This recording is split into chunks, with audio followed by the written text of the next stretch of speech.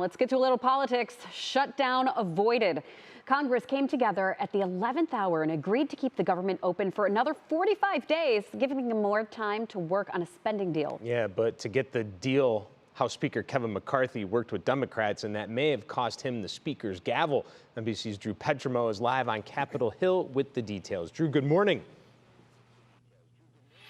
Well, good morning, Dave and Maureen. It is important to remember that this is only a temporary funding plan, and we could be right back in the same place in 45 days. But for now, crisis averted. The motion to reconsider is laid on the table. As the hours ticked down and a government shutdown seemed inevitable, a surprising twist shocked Washington: bipartisanship. The bill is passed. More than 1,300,000 of our troops will continue to get paid, and their families will be cared for. Tens of thousands of air traffic controllers and transportation security officers are going to stay in the job, get paid, preventing unnecessary delays at airports all across America. To secure the deal, Republican House Speaker Kevin McCarthy used a coalition of his party and Democrats to pass a short-term funding plan. It keeps the government running through November 17th, giving time for Congress to hash out full-year spending deals. I'm very proud of him for doing it. It averted a shutdown.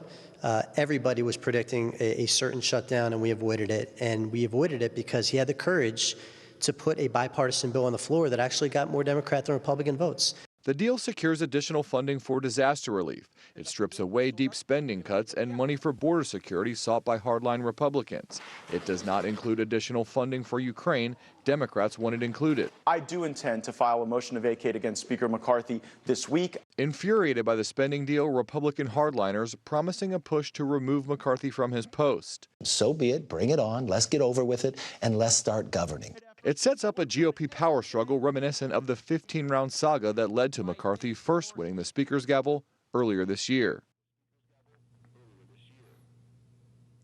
Now, while aid for Ukraine wasn't included in this spending plan, President Biden says he's received assurances from Speaker McCarthy that he would support more help for Ukraine in a separate vote. For his part, McCarthy saying any new funding for Ukraine would be tied to increased border security measures at home. In Washington, I'm Drew Petrimo. Maureen, back to you. And Drew, it's always something on Capitol Hill. So what's next from here?